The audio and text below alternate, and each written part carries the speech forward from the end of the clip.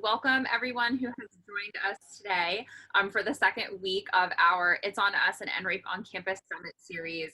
We're really excited to be kicking off week 2 with our partners from Tinder. I will be introducing our speaker in a moment, but I just wanted to flag for everybody that this session is being recorded and will be available for viewing on the It's on Us website in a few weeks. So I just wanted to flag that for everyone. We also will be taking questions through the chat function. They will be submitted privately to the host, and then we will be doing the Q&A both throughout and at the end of the presentation. So if you do have questions, please just send them directly to the host, and we'll be happy to answer as many of the questions as we can throughout the course of the presentation. So again, I'm Tracy Vichers. I'm the Executive Director of It's on Us. For the last year and a half, we have had the pleasure of partnering with Tinder to enhance online dating safety, particularly for college students all across the country. They were a major sponsor of our in-person summit last summer, and we also held our national training tour with them, which unfortunately was cut short due to COVID-19, but we have continued to partner with Tinder to be able to provide these virtual learning opportunities for our students all across the country. And today I have the pleasure of introducing Rory Kozoll, who is Tinder's Head of Safety and Trust. So please, everybody, welcome Rory, and I will turn it over to him for the rest of the presentation. Hi there. Let's see, the photo we have is pre-lockdown. Haven't had that short a haircut in a while. It's nice to meet everyone. And thank you for taking your time today to learn more about safety at Tinder. Like they said, my name is Rory. I'm Tinder's Head of Trust and Safety Product. We collaborate a lot with It's on Us to bring some of these initiatives to life. So I'm just really excited to talk about them and excited to talk kind of holistically about how we think about keeping our members safe, both online and offline. My team recently released our video chat feature, and I'm going to walk you through how that came together using some of our core tenets of trust and safety. But before I do, I want to just talk a little bit about Tinder's history. So Tinder launched about 8 years ago and quickly grew from 1 swipe to 1 billion within just 2 years. More than half of our members are between the ages of 18 to 25. So I hope that most everyone here is familiar with the app. One thing that helped Tinder gain popularity, aside from the signature swipe, is the fact that both people have to like one another before you can have a two-way conversation. This was a big innovation at the time, and we call it the double opt-in.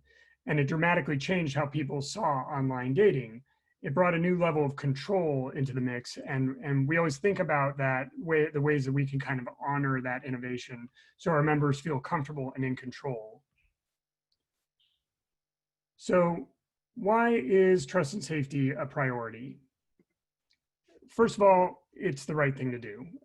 This is actually one of our core tenets as we start to think about a problem, is just simply what is the right thing to do, regardless of what the numbers tell us. Secondly, it's important to our members. The trustworthiness is the #1 adjective that Gen Z uses to describe what it means to be a successful brand to our product today. And every time we talk to our customers, trust and safety is something that we know is top of mind for them. But last but not least, it impacts our future, and not just as a business, but as global citizens ourselves. Online trust and safety is this kind of quickly evolving space. And if the last couple of years has taught us anything, it's clear that what happens online has a tangible impact on the physical world. It affects how we perceive reality, how we treat each other, and ultimately the decisions we make about how we're going to shape society. So at Tinder, we know that we cannot be complacent, and we know that what we decide now and build now will help define standards for the future, both for Tinder and for other apps. So all these together kind of bring us to the goal of my team, which is to make Tinder the safest way to meet new people. Now, this is a pretty lofty goal, and while it may seem at first like it wouldn't be safer to meet on an app than it would be in real life, we actually think Tinder offers you a lot more information and comfort compared to meeting someone at a bar, for instance. When you meet someone on Tinder, you'll know their name right away. Maybe they've shared their passions or their job on their profile. Maybe they mention what they're looking for on the app. And if they swiped right on you and you swiped right on them, then you know that you're both interested in each other and that they're interested in chatting with you. If you feel comfortable, you can message them and maybe eventually take it to a video chat. And that's all before you decide if you want to meet up for coffee or go for a drink and come together physically in real life. This provides you with a lot more comfort and control than, say, tapping someone on the shoulder at your local bar. So like I said, making Tinder the safest way to meet new people is a big goal, and we know that. And before I get into our product features, I just want to talk about how we think about accomplishing this goal. So first of all, when we talk about safety, privacy is always the other half of the conversation. How do we keep people safe while maintaining and respecting their privacy? We like to think of Tinder as a place where people come to meet. Think of it almost like a party, and we're the hosts. And as the hosts, it's not really our role to eavesdrop or hover around every single conversation that's happening privately between two people. But it is our job to make sure that our guests are comfortable and having a good time. So if you felt uncomfortable talking to somebody at a party IRL, and you imagine you like waving or just signaling to the host to come over and intervene, you'd expect them to step in. And that's what we do when our members report something wrong on Tinder. Now, like any good host, we ask those people who are making other people uncomfortable at our party to leave. And we take that responsibility really seriously, because again, if Tinder isn't a good place to hang out, then we won't continue to exist. Now, let's see what this actually looks like within the Tinder experience from the start all the way until you video chat using our new feature. So how does safety come to life on Tinder? Like a host who maybe provides a code of conduct or jumps in to remind you to use your coaster, we're here for you. And we provide what we call just-in-time guidance to bring trust and safety advice top of mind at the moments it makes the most sense.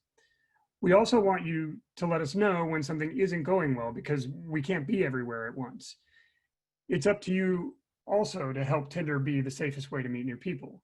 This means doing your part to be authentic on our platform, holding yourself accountable, and giving us, a quick wave if you see something that makes you uncomfortable, so that we can actually step in and help.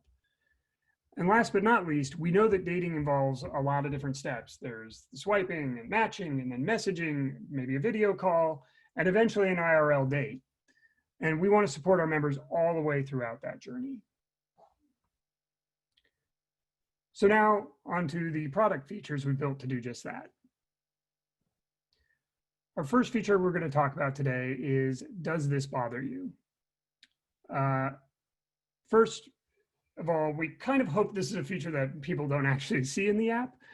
The way it works is when a member receives a potentially offensive message, a prompt pops up and asks them if the message bothered them. When someone responds yes to "does this bother you," they have an option to report the sender for their behavior. We accomplish all of this by machine learning to detect potentially harmful messages. And machine learning is really important. First of all, for scale, we have millions of messages a day flowing through our app and in every language on the planet. So machine learning is just crucial for understanding what a potentially offensive message is. But it's also crucial for privacy, because it makes it so that no human being needs to read an individual message to determine if it may be offensive. Machine learning also learns from our members' feedback. We know that dating and flirting are pretty personal, and that one person's flirtation may be someone else's offense. And also context matters a lot. So the technology is designed to work to understand that nuance and context, and attempts to jump in only when necessary. We received a lot of positive feedback from our members showing that they're happy that we're taking this step. And we think it shows that we care, and we never underestimate the power of just asking someone if they're okay. This feature has also managed to increase reports of harassment, and that's a really good thing for us, because rather than simply exiting out of a conversation, if you're bothered by a message, actively letting us know it made you feel uncomfortable helps us ensure that it doesn't happen again to someone else. The next feature we introduced was photo verification. So a big part of our trust and safety strategy just revolves around authenticity. We want all of our members to feel like the people they're swiping on are who they say they are. So we recently made photo verification available around the world. This feature uses human-assisted AI to confirm that you're the person in the profile photos. Photo verification is continuing to roll out, and in countries where it has been out over the past couple of months, we're seeing adoption rates of around 20%, which is actually pretty fantastic. We encourage our members to do this because it also helps them receive more likes. People who verify their profile are more likely to get right swiped on. So this is rolling out in the US now, and if you haven't seen it in an app yet, just keep an eye out. It's probably coming to your app any day. Next up on our feature list is our reporting. So at the most basic level, we have a reporting feature. You can report someone at any time on Tinder, whether you're matched or simply swiping. Our reports are a robust framework that help us swiftly moderate our members' behavior. Again, here we use a mix of AI and human assistance to ensure that we respond as quickly as possible to reports and that we take action when necessary. We also, this year, launched our Safety Center in the US.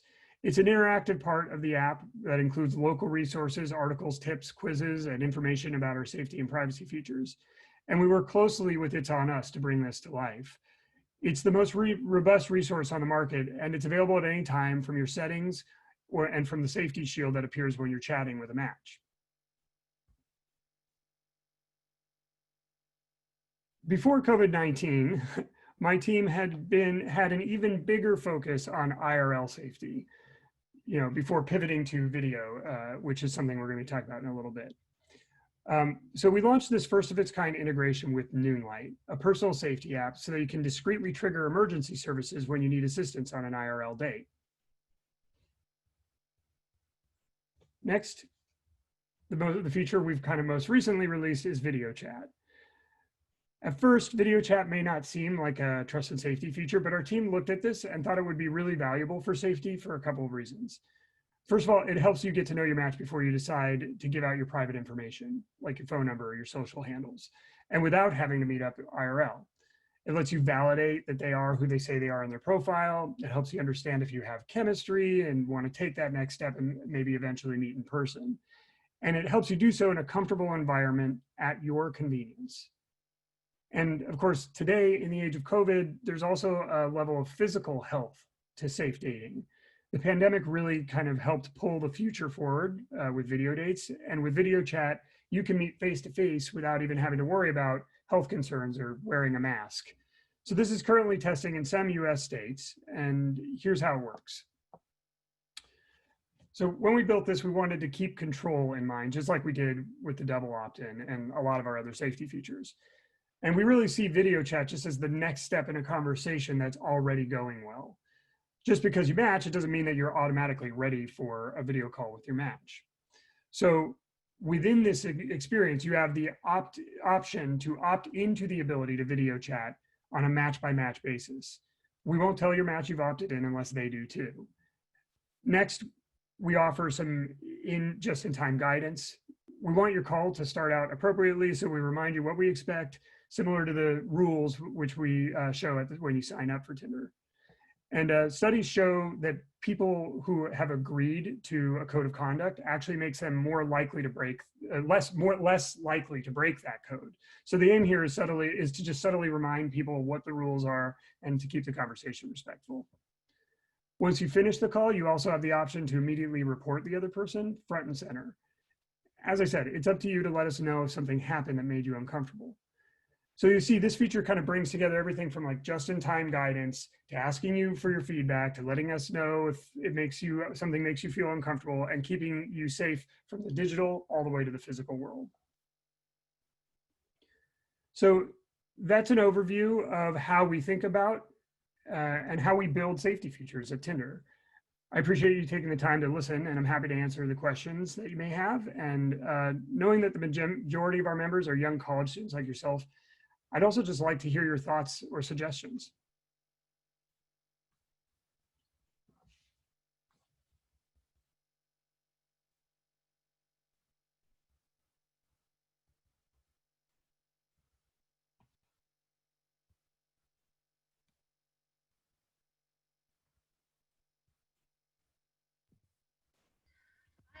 Sylvia with It's On Us, and we have had a couple of questions come in.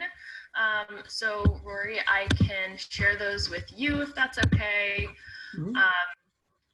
So we had one participant say, thanks for this session. What do you do to proactively screen users for sexual assault criminal background? Some apps admit they don't do any screening. I'm wondering what Tinder does. So obviously, sexual assault, criminal background are the worst possible outcomes of any interaction, or I should say sexual assault is one of the worst possible outcomes of any interaction a person could have with someone they meet. And it's something we take really seriously at Tinder. It is something that when we have the information to tell us that somebody may have been guilty of such a crime, they're absolutely not allowed on our app. It can be difficult to know for sure who might be an offender. And it's also really important to know, and something we're acutely aware of, is that most offenses actually are taken opportunistically, and the person doesn't actually have a history. So we have a lot of intelligence and signals that help us understand who people are and whether or not they may have offended somebody before. And when we detect that, we definitely remove them from the app. Thanks so much for answering that one, Rory. We also had a question about what sort of innovations are maybe coming down the pipeline that you can share. Is there any new safety innovations that you guys are working on that you might be able to share with folks? Can you ask the question one more time? Sorry, just chunked Sure. out. Are there any new safety innovations that are coming down the pipeline that you're able to share that haven't been released yet? Well, we don't typically talk about stuff that hasn't been released yet, so I won't go into too many details, but I will say one of the most robust areas of work is actually the area that I was just talking about, which is how do we better understand who people are in real life as they're signing up, and how can we sort of try to proactively identify potentially problematic actors. And that's a really exciting area for us.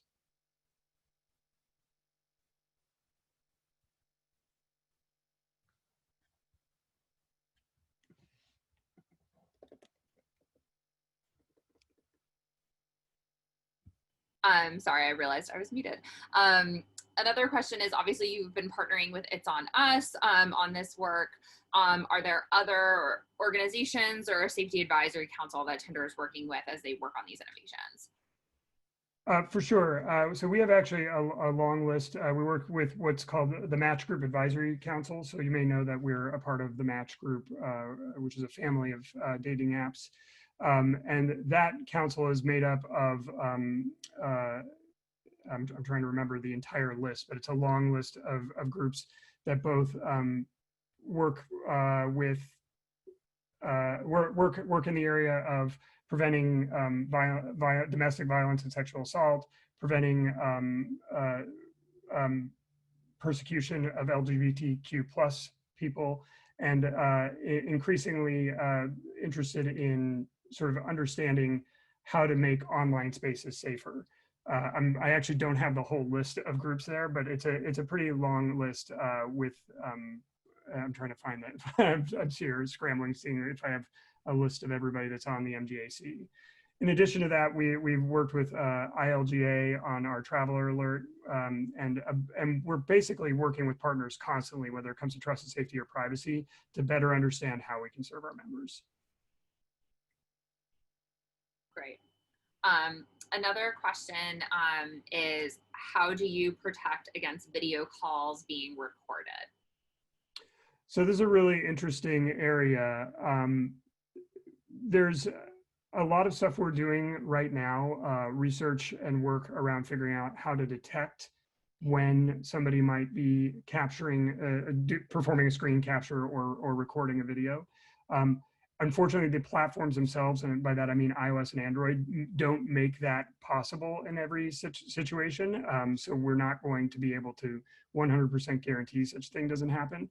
But we are working on figuring out how we might detect that it's happening, so that we can give people, the opportunity to either end a call or at least to know that it's occurred, so they can take appropriate action themselves. That's great. And if somebody, another question we have, that if somebody submits a report to Tinder, are those reports confidential? So unequivocally, any report that you file with Tinder is confidential. And to the extent that we have any control over other people finding out, there's no way they could find out from us.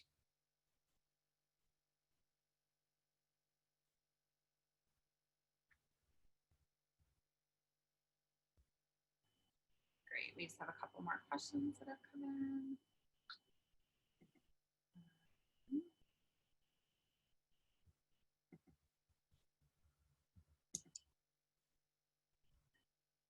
So we also had another question come in that I'm going to answer. And so it's around consent education in the platform and with the safety center. So It's On Us did partner with Tinder to create messaging around sexual violence prevention and particularly consent education. And that information is in the safety center. And we have continued to roll that information out. I know both over Tinder's channels as well as It's On Us's channels to really make sure that we are enhancing folks' understanding of what does it mean to consent, what like that consent can be revoked at any point in time, and to ensure that folks who are making the decision to meet up IRL understand what consent means. So I just wanted to flag that It's On Us did work with Tinder on all of that safety messaging, particularly around the consent education piece. And we're really proud of the work that Tinder has done partnering with It's On Us and other organizations in the field around the safety center to make it both educational but also relevant to modern online dating, particularly with college students, because we recognize that It's On Us that you can never have too many messages around consent education, and that we should be partnering with the organizations and platforms and companies where students are most using it for online dating. And Tinder is, I would say, Rory, like the top one, if not one of the top ones that college students are using today on college campuses.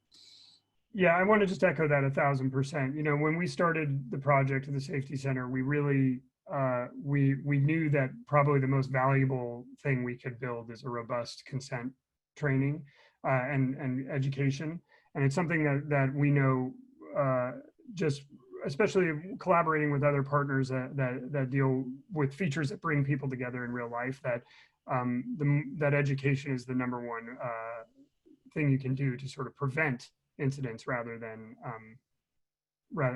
just responding to them.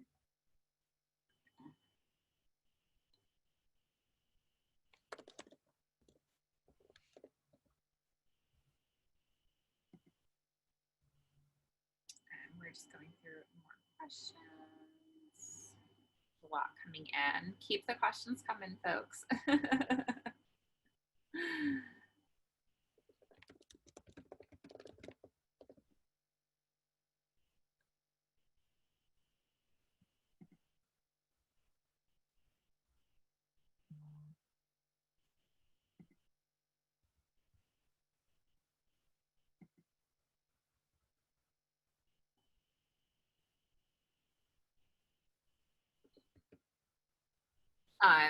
So one of the other questions that has come in is it safer to stay on the app when you're having a conversation with somebody, or should you take it off the chat? When should you take it off the chat? Sort of what is Tinder's best practices around that? Yeah, 100%. There's no question that Tinder can do the most to help keep you safe the longer you stay on Tinder. One of the things we constantly wrestle with is that we know people are pretty quick to take the conversation off of Tinder, and while that isn't necessarily a problem in 99.99% of cases, once our members leave Tinder, our ability to sort of keep them safe and understand what's going on in that interaction really goes away. And so 100% our best practice, in our opinion, it would be best if people stayed on Tinder until they actually met somebody, got to know somebody well enough that they felt comfortable meeting them in real life.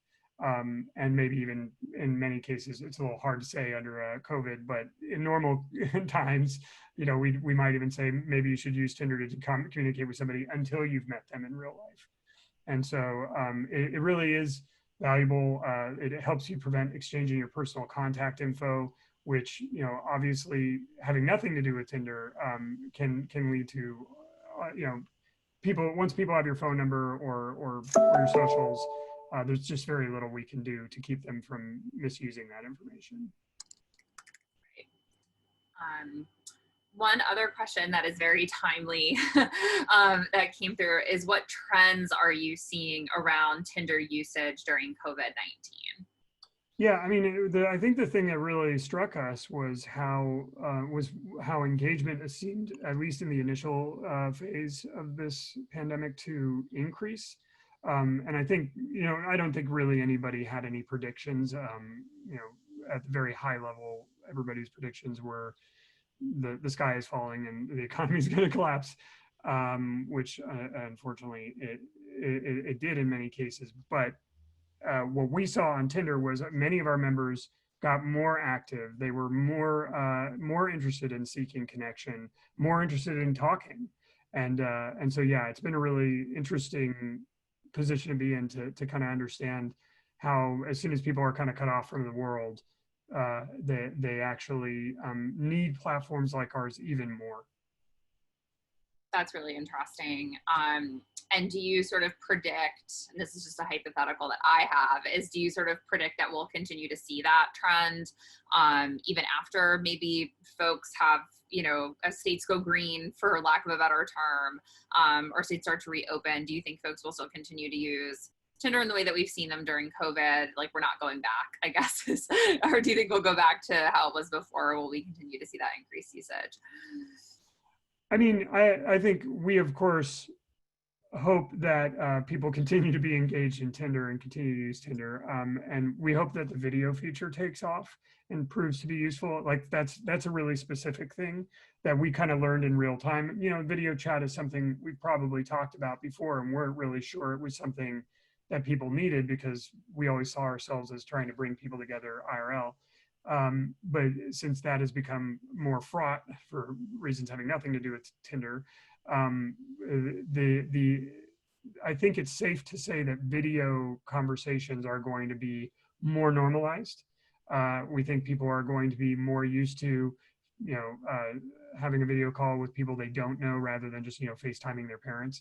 And so we're really excited to see where that goes, and also really excited to see this, these lockdowns that phase out when it's safe. Great. That's really great.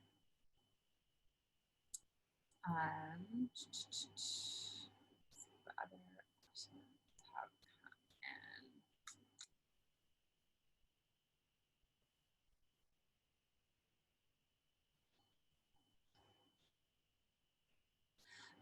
in. So are there specific safety tips that Tinder provides to users, and in our case, college campuses or college students, about meeting up with someone in real life for the first time? Yeah, and something I'll point out just as a plug is that all of these things are a part of our safety center. It used to be that there was an email that you would get after you registered, and it would link out to a website. We now keep these tips really close to hand. So that was one of the goals of Safety Center, was like, how do you make it as easy as possible for people to find this information? I'd say at the very high level, I think the question was specifically focused on what are the tips that we would say for meeting people up in real life. And at a very high level, they're things that when you say them in a conversation seem like common sense, but it's always a good idea to remind people. If you've never met somebody in real life, it's a really good idea to meet in public. It's a really good idea not to get into a stranger's car. It's a really good idea to, stay sober when you're meeting somebody, you know, keep your wits about you, and be somewhere where you can, where, you know, if something were to go wrong, you'd be able to get some help. Now, something we're really hoping is that video chat becomes a good bridge for that. Like, you know, I think it's hard, it can be really hard to tell if you have chemistry with someone. And so you may want to try to, you know, the desire to get to an in-person meetup is something that I can completely understand. What we're hoping is that video chat becomes a good bridge for that, where you can maybe decide like, hey, let's have a video call before we meet up in real life, and maybe even more than one before we decide whether or not this is worth taking the next step. And we hope that brings a lot of safety to the table too. Great. Yeah, the Safety Center is wonderful. You know, it's been really great to see that evolve and become a part of the app, and allow users to go and get all the information that they need. One of the questions that I think has come up quite a bit is particularly around our college students and study abroad. And so I really appreciate that there's a lot of information in the Tinder app sort of about international travel. Can you talk a little bit about that? Yeah, I mean, I think the rules internationally or the guidelines are largely the same. But something that we want people to think about is that as you're traveling, you're anywhere you may go may have different cultural values. You know, there's language differences and all these other things that can come to play that can make it maybe more difficult to make sure you understand and are clear on what the other person's intent is and what they're hoping to accomplish out of using Tinder and who they're trying to meet. And then really, like, you know, in general, travel has always been an opportunity for, you know, the bad actors, the fraudsters, and, you know, for lack of a better way to say things like pickpockets and thieves, like, you know, like anytime you don't know your surroundings very well, you're more likely to be not paying attention.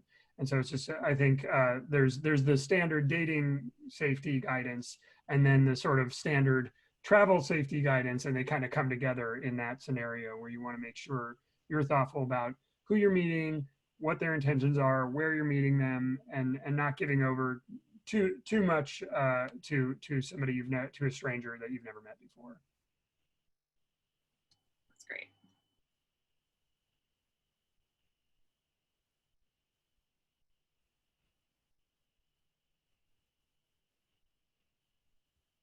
Okay, if I can actually hop in, I have a question for both of you. How can students and other users for Tinder continue to share their feedback with us? How do they get back to us on how they feel about these tools? Well, I would say on the It's On Us's side, throughout the course of this summit, feel free to direct questions about to us, and we're happy to pass them along to our partners at Tinder. I think it's important, you know, to have the voices of young people who are most using the app helping to inform things that are moving forward at Tinder, which is part of the reason why we've continued our partnership with them over the years and have worked to build that out, sort of serve as that conduit for feedback from our student population. So again, if students do have continued feedback or questions, they can direct them towards us. Just send them to our contact at box, contact@itsonus.org, and we're happy to collate that feedback or those questions and send them along as they come through.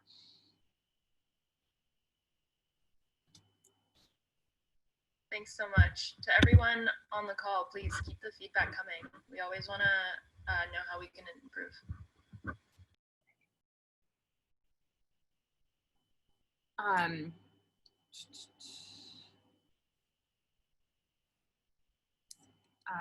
Well, Rory, thank you so much for joining us. I know we're going to just continue to have more questions coming in over the weeks to come.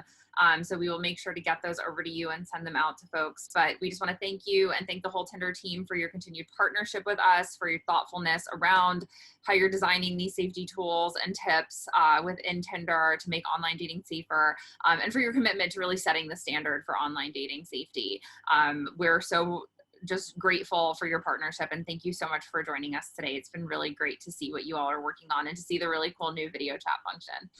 Yeah, the feeling's mutual. We're really grateful for this partnership. It's been really helpful in helping us think about safety, and also especially about safety education. And I look forward to further opportunities. Great. Well, thank you everyone who joined us today for this kickoff of week 2. Please keep an eye out for it's on a social media and your inbox if you receive our emails for just updates on the programming. We have an exciting week 2 ahead of us, so please go to the bit.ly/summit series 2020. There you can see all of the various workshops that we have coming up over the next couple of days. Remember, they are held on Mondays, Tuesdays, and Thursdays, typically between noon and 4:30 Eastern Standard Time. So that way we can get even our West Coast folks involved. Again, this will be available for viewing on the It's On Us website in the weeks to come. So it will always have a home if you ever want to refer back to it. And again, thank you so much, Rory, and thank you so much to the whole Tinder team for joining us this week. Thank you.